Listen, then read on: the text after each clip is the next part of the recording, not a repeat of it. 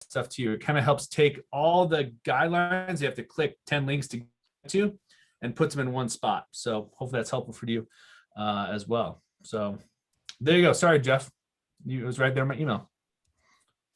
So Tanita. Thanks, Keith. The first thing we're going to do together is we're just going to go straight into breakout rooms. So I'm going to put 3 questions here for your group to process together. And they're this: what stuck out to you in the videos, if there's anything that popped out to you? What do you notice about kids today? And this is really compared to, like, let's say kids 5, 6, 7, 8 years ago. And how does specifically the marketing video, because we have to do a little work to translate how does marketing actually relate to how we're talking to kids, but how does the marketing video relate to Young Life? So those are the 3 questions. You're going to just jump right off into your breakout rooms, and we're going to start there. Can I be in Chambers' breakout room, please?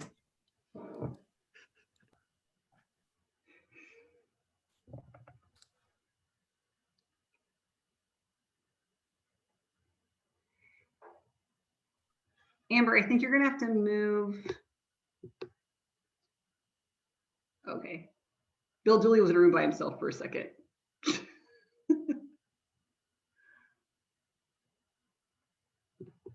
You're muted. And what room is Ernie in? Oh, there we go. You're muted, Amber. Sorry, got it. Oh, I'm gonna move you. Never mind. Just don't say yes to join rooms. Okay, so room. Oh, I didn't. I said not now. It said not. I said, would you join room 3? And I said, not now. Okay, so room 3 just has Theresa and Garrett. Should I move somebody from another room to there so they have 3, or just leave it? Maybe for the next one, but I don't think you should shuffle anyone right now. But you could probably pause the recording. Okay. Here's what I'd love to do before we just kind of jump into the presentation is, we had a couple of people just share common themes that maybe popped up while you guys were talking with one another. Or I'll call on you. I choose Kyle Eberth. We talked about safety. Talked about how, I mean, Tanita, just kind of the idea on disagreement and how we can set, maybe we didn't land the plane on this, but just like, there's sort of this cancel culture out there of like, if I disagree with you, it's just way easier to just, eject. But like, how do we create safe places where you can walk in the room? Because I think we want to offer this at a Young Life Club or anything that we're doing. You can walk in the room and be yourself. That's my addition. We got plenty more, but you should call on somebody else now. I will. Kate McGinnis.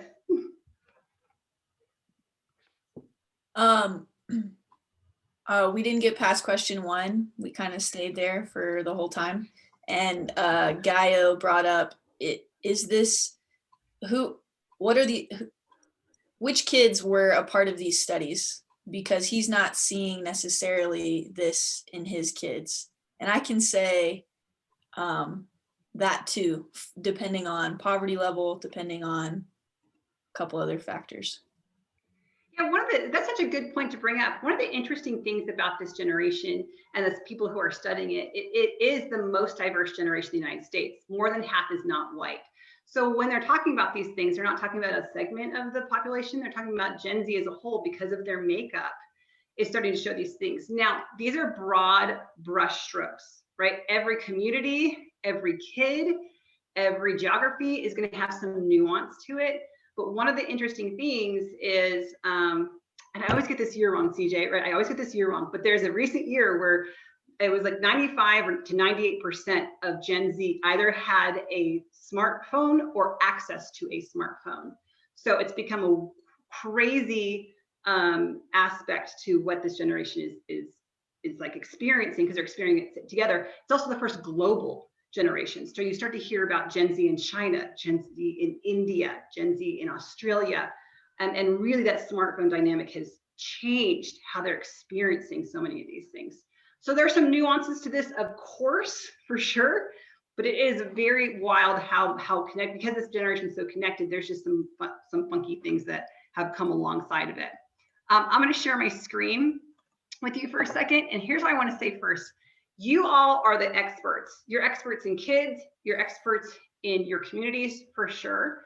I'm actually not here to teach anything. I'm just here to provide research that supports your expertise already and can give words to things that maybe we're experiencing and don't realize like that, oh, there's actually common language for the stuff that's going on. Some of the stuff with contact work that has come out with some recent Gen Z studies is during the pandemic, there was a shift in values for this generation. And so we see a lot of valuing health, something active, something creative. Mental health is a much more comfortable, open conversation with Gen Z. They're longing for community and they're looking for those number of places. So we'll get into this a little bit, but that, you know, when kids are gaming, they're not coming to compete, they're going to find community. So that's one that is their kind of filter they're going through things. There's a high request for mentoring, and this even goes as to Gen Z entering the workforce. One of the main things that is coming up over and over again is what they're looking for is a mentoring program in their workplace. So they're looking for that. FOMO used to be a joke word, like, oh, you have FOMO, fear of missing out. That's actually a real dynamic that social sciences are studying in this group of kids. They're worried they're making the wrong decision with their time almost at all times, because they're so aware that there's something else always going on. We actually are watching marketers who are using this to market to Gen Z by making things, you know, little time-sensitive deals, time-sensitive, like you can be the first 4 people if you sign up. We have deals that disappear because the idea that I might miss out keeps them connected all the time. So even the dynamic of a phone sitting face up on the table 10 years ago is not what it means now. 10 years ago it's like, that's there, they might get a message. But now there's, what if someone texts me while I'm with you, and that's actually a better option with my time and energy than being right here. I don't want to miss out on that possibility. So there's this real idea that I might be missing out on something. And then I shared this a little while ago. There's a study that said this generation is actually very open to talking about spiritual life, the idea of Jesus, but for specific adults. So they're saying looking for an adult who's listening to them, who's transparent, who has a high level of integrity, who cares for them, and who reflects some kind of expertise in what they're talking about. I'm going to give you one little practical tool. So Barna just came out with their new Gen Z volume. This dropped about 2 weeks ago. And in there's an interview with Kara Powell, who leads the Fuller Youth Institute. And she said, hey, there's 3 questions that adults should be asking kids pretty much on a daily basis, but definitely a regular basis. How are you doing? How are your friends doing? And on a scale of 1 to 10, how are you doing with your mental health? This was an interesting question. Jim, I'm going to call on you for a second because I think you put it in good words, how that for my generation is a different question than for this generation. And I remember how you phrased it. I'm not 100% sure either. Maybe I'm thinking in terms of thinking like, are you asking me if I'm like suicidal or I'm having struggles with like where I'm at mentally? And that's where I kind of felt like where it first was asking the question of mental health. Like, do you think there's something wrong with me? Do you think I'm going crazy or something like that? Yes. And then he said, oh, I'm just learning that this generation actually has a different use for those words and for that language. It's a part of their dialect.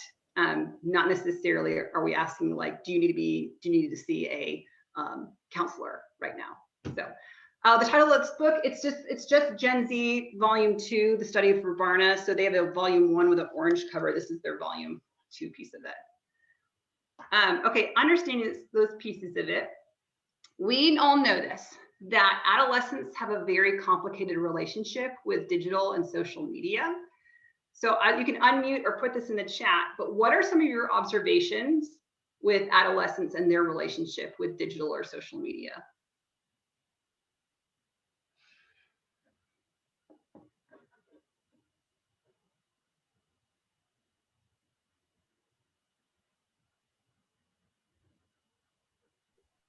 I think at this point they know it's not good for them. Like I have a lot of them who are like, oh, I don't want to be on that. Oh, I'm regulating time or whatever. Oh, I like camp because I don't have my phone. That's good. What else? We have Tyler saying there's addicted to it. They're craving likes or views. There's comparison. They go to the phone instantly when they feel uncomfortable. How many have seen that with kids when they walk into like a club or any public place that's like they're in their phone? Diminishes their joy seeing others brag and show off. Really bad at texting back. Yeah, everything is very real on social media. They know it's artificial, but they keep going back. There's a lot of things. I mean, we could probably just spend an hour talking about kids and social media and what do we think, how do you think it's impacting them? You know, I talk with teenagers, you know, and I'll like go, look, I'm a fairly well-adjusted adult and I feel bad about myself on social media. So here's just a little few stats. Before the pandemic, Gen Z was spending an average of 4 to 6 hours a day on digital media. And then during the pandemic, 69% reported they're spending more time when the pandemic hit. So more than 4 to 6 hours a day. One author calls it, it's like their social oxygen, meaning this is how they are communicating with their friends, with their generation. It's not a landline, it's not in person. It is happening mostly primarily digitally. And Kate, you hit this, a majority of Gen Z believes they are spending too much time on digital media and they feel bad about it. And there's this term that's coming out now called hyper-personalization, which, as you know, if you watched like, it was like their Netflix special about how your metrics are being measured by your social media and how your social media then caters to what you like and what you want to see. And so it's very personalized to you and it shows what you want to see, your ads, videos you're interested in. And there's some concern and talk about how does that then relate to your worldview? If everything is hyper-personalized to you in your digital world, how does that impact your worldview? How does that impact your view of God and all these different things? So that's just one thing that's starting to come up. Here's some pros and cons I just want to throw out there. Like one is we're getting way more insight into the lives of kids. We can see things happening in real time. There is Jonathan Moore of Impact 360 says, we see kids are communicating more and more through memes and in a way to express what's going on underneath the surface and in a way that lets them be a little bit, I'm not saying that meme is saying it, but it's expressing how I feel is kind of a piece of it. They can access any information in real time. They feel like they can influence change. We've watched that influence for change happen on social media in real time. You don't have to have a person's phone number or address to be in contact with you. Just slide into their DMs. We can, and really, so what Tyler, you said this, Gen Z views those likes and comments as pats in the back. And there's one study that says that brain trigger is the same as winning money or eating chocolate. Is the same chemical they get from getting a like or a comment in their social media. So there's really simple ways to actually affirm kids. Cons is, we see this, increased anxiety, isolation, loneliness, lower self-esteem have all been kind of tied to that relationship with social media. There's a real-time creation of morals and values happening with social media because kids are watching in real time what is affirmed, what is called out, what is canceled, what is celebrated, and they're creating their moral and cultural values from that system. We see bullying happening, like we talk about Finstas and things like that, where people go on and they're bullying one another. This cancel call-out culture or public shaming is part of what they're watching. Unrealistic standards of success. So they're watching their peers become these influencers with, 200,000 followers, and they're making money or they're highly skilled at something, and that's being shared in social media. And it's like, oh, well, that must be normal. So that level of success is expected of everybody, not just a few. And that's becoming a part of their piece of it. There's a real study about the lowering the sense of empathy in this generation, because empathy is one of the ways you get it is from mirroring facial expressions from sitting across from somebody. And we're missing that in digital media. And there's some experiments in that and like how that is impacting how our kids are experiencing empathy. And I think some of you said this, the most common word I am hearing when it comes to social media is the word toxic from our kids. So when it comes to how are we using social media in young life, it feels like we can use it this relational way or this informational way. Most of us who are not Gen Z are really trying to figure out how to use digital media to interact with kids and stuff. So we have, first, if you have an Instagram account for your area and club, that we understand what's the purpose of having that account, like what's the goal of it. Brands that are reaching Gen Z are utilizing social media to actually create communities. They know this group is learning, wants community. So marketing companies are creating these communities so that kids feel a part of it, and then they buy more. So they're kind of exploiting that part for kids, but they are utilizing it to build relationships with kids. So I'm going to propose that we move from using social media as an informational piece, which we mostly had used in the past, to a relational piece. And here's what I mean. Informational, and I think, Gary, I think you said we went to a college seminar that talked about this a little bit, but informational is going posts that don't invite conversation, leader profiles or talking heads. I mean, we all have seen the story where you're kind of clicking through and it's like one head that like slightly moves, you know, but you're like, I need more. That's just giving information, flyers for club events, graphics with info, which there's also studies that say a person talking to you or a picture is going to get more attention than a graphic, or just announcements. So this is like what we have used in the past. It was like replacing anyone. Do you remember mailing postcards to kids with your club information on there? That was informational. And so now we're going to move to more of a relational piece. I'll say this, like if you haven't checked out Becca Vondra and Adam Silverness's digital contact work seminar on the summit, it's a really, really great resource and did a lot of work on figuring this out. Part of the digital contact work piece is the same as regular contact work in person. What is unseen is very important. You're not going to see the conversations over DMs, the personal invites that we're using in DMs. You're not going to see some of the intentionality of plans of contact, like how are we using this? What's level 1? We're not saying, hey, everyone, this is level 1 contact work. Hey, we're engaging in level 3 contact work right now, but you just can't see it. So we're really saying watching someone's social media account will never get the full effect of what's going on, just like watching someone do contact work isn't really going to get the full effect, because what's unseen underneath is really important. This would be like also moving from praying through the yearbook, which like Brent Cunningham talked about, through praying through Instagram lists and followers of who's following the school, who's following the sports of that school, who's following your account, and getting to pray for that. I learned this the hard way a little bit, but remember that building a relationship takes time digitally also, just the same as it does in person. So I was taking over Instagram account. I was on there for a couple of weeks. I felt like, hey, you guys, I've been on there almost every day. Let's go skating. And got like crickets, because really they don't know who I am. I met them 2 weeks ago. And I forgot, oh, that's right. You need time to get to know me. So let's build a relationship through that. And it's the same expectation. Going through the level of contact work and moving toward kids using social media is really the relational aspect.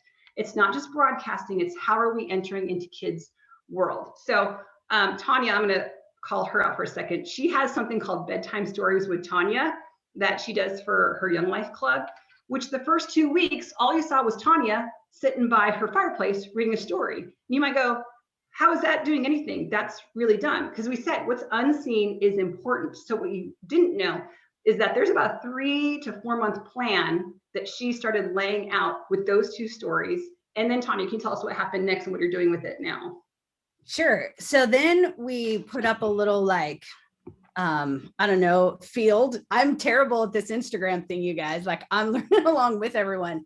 A little field that said, "Hey, do you want a bedtime story to come to you?" So then bedtime stories went mobile. So I got a fake fireplace. I brought some chairs. We made them blankets so that they were new, COVID procedures, and they got a new blanket. I brought them hot chocolate, and I read them a story, and we put that on Instagram. So then they're seeing each other, and then we got kids texting. Hey, how can I do bedtime stories? And then I'm able to pull in other leaders and say, hey, let's go do bedtime stories with one of your kids. And then they come, they film the bedtime story. And what's amazing is like all around, it's awesome, because as I'm kind of fishing around for people to listen to a bedtime story, which by the way, it's not a bedtime, I'm like, hey, can I come and bring hot chocolate over this afternoon? They're like, oh man, I gotta work. And then I say, oh, where are you working? How's your job going? And so then we engage in conversation. And so it's just, I don't know, it's just this stupid bedtime story that's really goofy and kind of like Mr. Rogers-ish has turned into this like platform to just interact with kids and go to their homes. And they love seeing themselves on the stupid bedtime story, which is really goofy and hilarious. And then they're starting to suggest friends. Hey, let's do a bedtime story with so-and-so. So it's been, it's just a platform. It's just a bridge to walk to their house and be on their porch. So yeah, so Tanya and I, we're both Gen Xers, and we have been trying to figure out to understand this digital language that we don't speak. We're not native speakers like our Gen Z friends are. And one of the things that she has done on our team is really tracked who's doing stuff with us in person that we have been in touch with, and who's with us digitally. And one of the things that Tanya found out was interesting is that there are two completely separate lists of kids. So there are kids who are interacting with us in the digital platform who have not been doing that in person with us. And now we as a team have to figure out what that means. But what we did initially go was, wow, if we weren't engaged and going into kids' world in a digital space, we're going to miss all these kids. But now we have to figure out how to move those kids in relationship forward. And so we're learning, and we can share with you some of the practical stuff that we've fallen over our face trying to figure out, and some that we've started on. But really, it's going, if I can think about our Instagram account as a way to meet kids, build a relationship, be authentic, earn their trust, all these different pieces of it, then we're inviting them into a different space than we were before. So, gosh, the next question I had, here's one practical question I had for everybody. And this is just one takeaway. Does every club or ministry in your world have a social media account? And I would say this is even more critical for our isolated populations. So kids who are only learning virtually, teen moms. And we know that kids with disabilities have a varying range to access to social media. But if you are telling parents, we're going to interact in this venue, in this vein, they'll more likely be able to engage with that. And that helps us keep connected with folks who really are pretty isolated from everybody. Okay, one of the bigger questions I think this means is, what does this mean for your leaders who are millennials, Gen X, and boomers? Because the first thing is, I'm heading up social media on our team. I am not a social media expert at all, like not at all. So I would say this, you don't have to be a social media expert, but we can't ignore the digital space, which I am guilty of and have done for a long, long time until the pandemic hit and I was forced to look at the world. And when I entered in, went, oh my gosh, we've been missing kids because I ignored this piece. I wasn't comfortable enough going in there, but guess what? That's what we do. We go where kids are, and this is where they are. Part of it is having conversations or a little education for our older generations to understand some of the major bullet points on how this impacts kids. So this builds a little bit of empathy. So instead of just like they're addicted to their phone, whatever, it helps them understand that experience of what it's like to be a kid. One of the top complaints from Gen Z right now is that they feel like adults don't understand how much pressure they're under and how much anxiety that they feel. They feel like they're being downplayed. So helping our adults understand some of this really helps them put in a better place to do ministry. So there are 3 things I would tell leaders who are older. One, help them understand that noise never stops for kids. This is really hard for me. I might get a little teary on this because when I went to high school, you went home and did your homework. There was one phone line in the house that everyone shared. So you were lucky if you got it, but then you were done. Like TV kind of stopped at a certain point. There was nothing good on there, and there was no such thing as streaming, and you went to bed. And no one, there wasn't messages from teachers at midnight, and there wasn't watching your friends go out and do stuff. There wasn't Snapchats coming at all hours. It was just quiet, and our kids don't have quiet anymore. It never ever stops. So when they wake up in the morning, their phone is gonna be full of notifications, full of messages, full of things they missed out on, full of stories. There's never a break from that. And that's what they live in. This FOMO piece, there's always something happening, always, which was always true for the world. We just never saw it. And so more and more our kids can see when they're left out. They can see when they're not invited. they can see when they're intentionally excluded. Instead of showing up on Monday and then finding out some friends hung out on Saturday, but it was like 2 days from then, and no one, you didn't see it. Now they actually can physically watch it happening before their eyes and go, wow, I wasn't involved, and look at them having fun without me right now. That's a whole different level of pressure that we just don't understand. The idea that they're always reachable is actually really hard on kids. Teachers can send messages at night. People can always reach out to them. And they have a generational expectation to respond that's different than me. So if you're around kids who have a bunch of unread text messages or unread notifications, it's because that expectation is as soon as you see it or read it, you have to respond immediately. If you don't, you're communicating something different, that you're either mad or they're not important to you or things like that. And so that piece of it makes them go, I can't even open my messages because I can't not respond, because if I don't respond, then I'm in trouble. And it leads to all these kind of weird relational dynamics to the piece of it. Oh yeah, so this is an opportunity to also have kids help leaders or younger leaders understand them. This is an opportunity to have kids help leaders or young leaders. I actually don't know what that sentence says. So I'm just gonna go ahead and just skip that slide for now. It's good, you guys. All right, so here's what we're gonna do now. This is a lot of information. It's like a fire hose, really. So what would you do is take that, you're gonna go back into breakout rooms for 10 minutes and talk about like, what's one action you want to take after this call? Maybe it's reading a book, maybe it's having a conversation, maybe it's opening an Instagram account. Whatever it is, what's one practical thing? We're not going to solve all the problems of how to reach this generation of kids in an hour-long Zoom call on a Tuesday afternoon, but we're going to take one step forward into figuring out how do we love and know kids well. So that's it. 10 minutes in a breakout room. What's one action item you want to take after this call?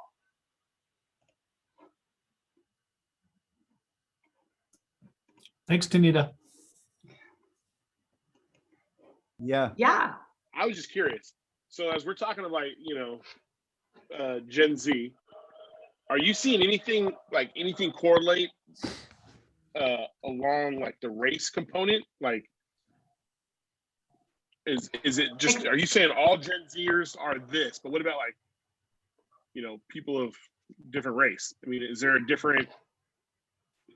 Because this generation is so diverse, it's not being delineated by race, but they're saying like this generation is more than half not white. So it's, and I think that's according to the US Census in 2010, the next largest group was children of immigrants. And then from there, I have like the 2020 census will tell us more about what they're made of. So when they do this research, it is over a broad range of ethnic background, socioeconomic background, geography, and all that, just because the makeup of this generation is so absolutely diverse. And again, they're trends, broad brushstrokes. Yeah. So not everyone is going to fit perfectly into this box, but this gives us a place to start. So here's what I'm going to do. I've got a couple announcements. I'm going to have someone pray, and then I'll stick around for a few minutes if you guys want to unpack or ask questions about anything specific. But the couple announcements are too, like, hey, if this is really kind of scratching an itch for you, I wish there was a better phrase. Like, it's like, oh, I'm interested in this, and I actually would like to know a little more. I want to give you 2 optional next steps, and it may not just be for you, it may be for people in your area. One is, I'm going to be doing a 6-week workshop on proclamation to Gen Z.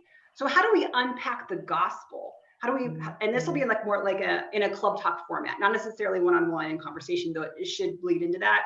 But how do we do that in a proclamation setting? How does this change the way we do club talks? Okay, so I have the dates on here, and it's gonna be 6:30 to 7:30 Pacific, 7:30 to 8:30 Mountain. And we went back and forth and figured out how do we offer this? And because you're like, if it's free, people kind of tend to flake out. If we charge, it creates a block. So here's what we're doing. It's $50 for an area to participate, no matter how many people want to do it. So if 100 people want to join on, it's fine. If 1, it's 50. But that money is going to go straight into the Built to Last fund. So if you want to do it, or anyone in your area wants to do it, it'll be $50 to the area. That money goes to the Built to Last fund for that. And then Amber has a registration sheet for you or your area if you'd like to participate in that.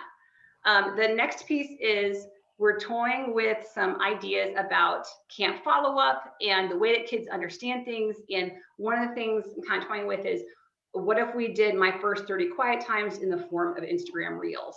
And we had an accessible way for kids to do that. Now, I realize that is like, what is that? That's diluting it. It would be the same effectiveness as if you handed a first 30 quiet times to a kid and said, hey, there you go. Good luck with that. We know the best way to do this kind of discipleship is with kids and walking alongside of them, but giving it an accessible tool, never tried it before. But if that's something you or your area want to participate in, that's like a, hey, let me know, shoot an email, and we'll figure out if this is something worth pursuing or not. Hans, I see that hand.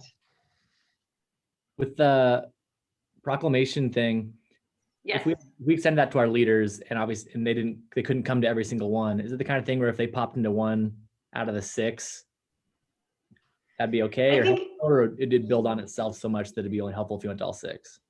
I think it'd be well, the first one will be the main context part to get everyone on the same page after that. And then because we're doing, the sin, the cross, and appropriation, those are gonna be tied together. So I think it'll get a little hairy, not totally lost, but might miss some of it. One other thing I wanna say about the proclamation piece is it's not just for leaders. It is to help any adult understand the gospel and what the good news is for kids today. That's the question it's answering. What is good news to kids today? So committee members, donors, if you have people on your committee who are hiring Gen Z right now in their businesses, this might be fun to float out to them. I have my experience, and I think Keith, you can comment on this too, is as we have talked to Gen X and baby boomer aged folks involved with young life, they are fascinated and really hungry to know about how these kids, what they're feeling, what they're experiencing, what their worldview is, and how do we reach them. Would you touch on that? Would you want to say anything about that, Keith? And then you can close us in prayer. Easy transition. Oh, thanks, Tanita. Yeah, so just in conversation with some donors across the region, we've had this, and they're like fascinated by Gen Z. I mean, more on 2 levels, that they like the fact they're engaged in how we can reach them more, but also personal level, like they hire Gen Zers all the time for businesses, and they're like, I want to know how I can make an impact in their lives, and we see these issues, I want to know how I can address it. So I think inviting your donors committee to be involved in these conversations are great. I think it'll help engage them because they're struggling, asking the same questions we are as well. So Tanita, thanks for all this work. I'm going to pray. And then Tanita will stay on for questions for a little bit and go from there. So Father, we just thank you for this day. Lord, thank you for this team of staff. Thank you for the way they walk in the lives of kids and share a message with them of hope, of life. Lord, I pray as we leave here, we're more engaged and think how we can share your message with kids, bring them hope, give them peace and joy and laughter and fun. Just thank you for this time. Amen. Amen. Hi, Troy Farley. I think you can stop recording, Amber. That's fine.